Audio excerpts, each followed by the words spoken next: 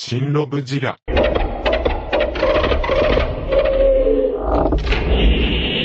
Hiya Toys' exquisite basic female Muto is finally here, and let's discuss this box, done up in poster imagery with the female Muto looming about. Hiya's made some cool boxes in the past, absolutely, but this one right here? If I were to do a Hiya Toys box tier list, this one would rank quite high. And full disclosure, this figure was sent to me to review by Hiya Toys themselves.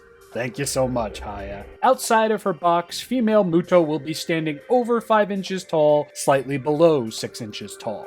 Shokugan, Movie, King, HG, Finger Puppet. Seeing how this female Muto scales with the likes of SH Monster Arts and NECA, it's actually kinda scary how well they all kind of fit together. While we do have to wait however long we have to wait for Hiya's 2014 Goji, it has been confirmed that that Godzilla figure will be a bit smaller than what we've gotten with the KOTM, GVK, and GXK figures. I'm here for this. It's been 10 years. We finally got an articulated female Muto. Let's get going. Mommy MILF Muto looks amazing. I know what I said. The amount of paint and detail that was squeezed into this somewhat smaller figure than what Hiya usually offers is actually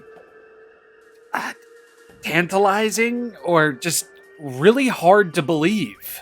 The texturing, the paint detail in and of itself. There is so much going on with this figure, but also so very little. I love that we have different colored grays and tans mixed about on her body, but we're also going to get that rusty color. As you can see over here, and throughout portions of her many arms. It's a light application, absolutely, but the closer you look, the more you see. I really do love that we get this whimsical mixture of darkened colors, lighter colors, brighter colors, colors that aren't even inherently obvious upon first look. They did not, unfortunately, paint up her pregnancy pouch in those glowy, magnificent colors, which could only mean that the pregnancy glow version is probably going to happen at some point soon. You think Hiya could work in a light up feature in there? Would love to see it. Taking a look at the head, we've got that red streak for her eyes over here, and so you can see it a bit better, it does further continue into the side of her head. Here it is on the opposite side.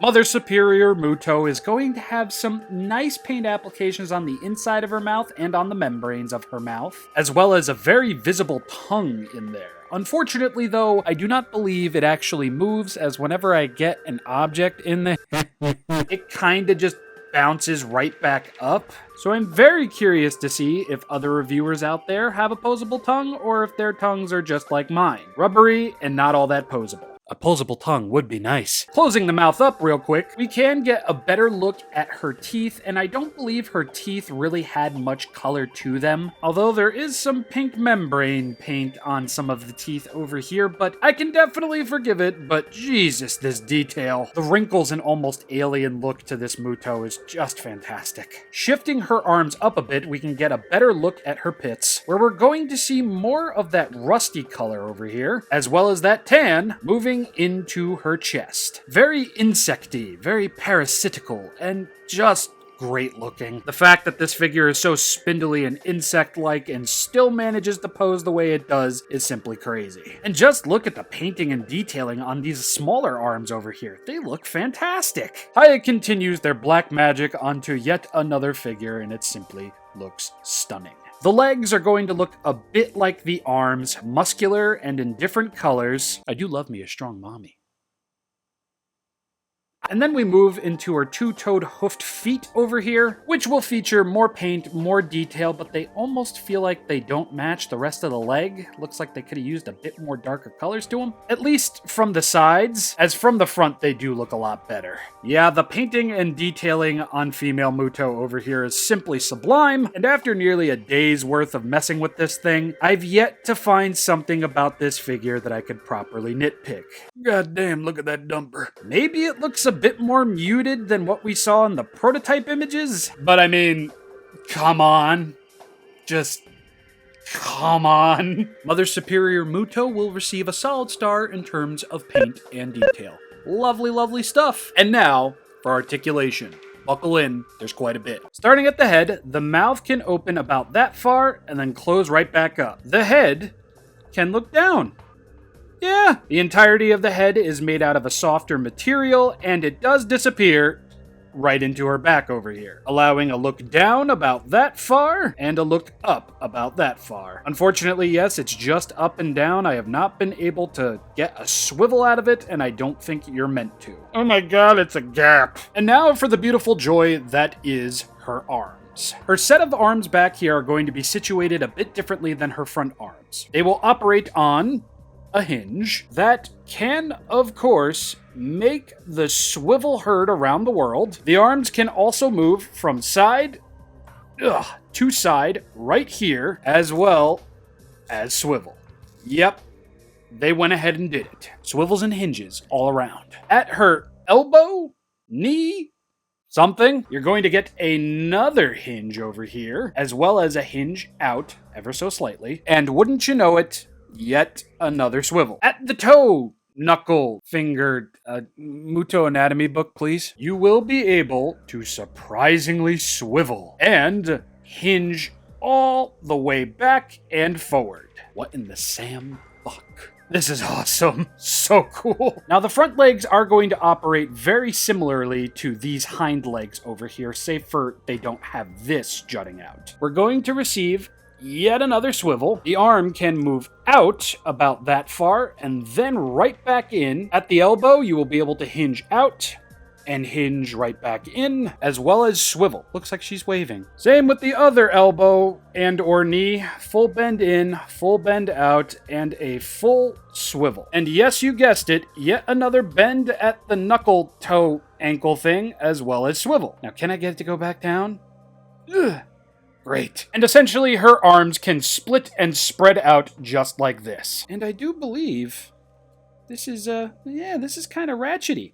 I like it. So now for these alien queen-like titty arms, even though they're situated on her side, not her chest. At the shoulder blade over here, they can move up, and they can move pretty far back as well. Please do steel yourself, as they can move out beautifully far, aiding in some more open, wide, and spindly poses. At this part of the arm, we are going to get a ball joint, which will allow you to move up and down, left and right rather far, making for one hell of a rotation.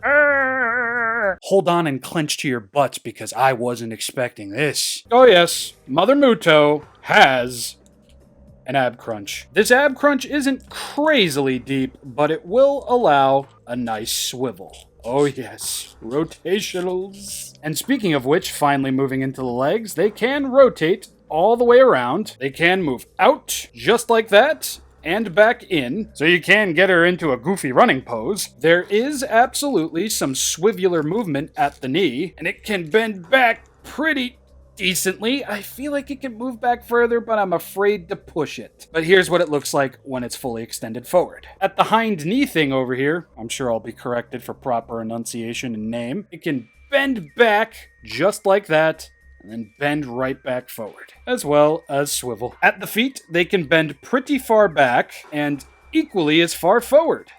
And as I'm sure you already saw, they can swivel all the way around. All of this articulation initially culminating into one of my absolute very favorite figures to pose. Posability-wise, I don't think I could make this any clearer. This figure featured way more articulation than I was expecting. From the ab crunch to the head movement to the plethora of hinges and swivels on the arms and legs, Hiya has produced another banger. I'm sorry. There's no other way of properly communicating that. This isn't just my hype goggles speaking. This isn't my excitement speaking. I'm genuinely impressed at just how much Hiya were able to accomplish with this figure at a relatively smaller size than other figures we've gotten. It makes me excited for what's to come from the Mutos, both male and female, and it makes me even more excited to see what Barb is going to end up looking like, because I do believe she is bigger than what the female Muto looked like in 2014, so hype. Articulation's going to get a solid star, and posability is going to get a solid star as well. Firecracker figure. Finally, we have a posable Muto figure for an affordable price. Hiya has killed it, and my only complaint with this figure is that directly out of the box, Don't even try. Heat it up to be safe. I have been ShinRobjira. I do so hope you all enjoyed. Please check out my social media, including my Patreon, where for $1 a month, you get access to stuff like early scheduled content, which we're going to be seeing a lot of next week because do I care about visible hinges? Fuck no. Do I care about the initial size? No! I can't wait to see what Hiya's Gotagoji figure is going to look like in comparison to this. Anyway, I'm done. Have yourselves a lovely weekend. I'll see you sometime next week with some new stuff. Peace.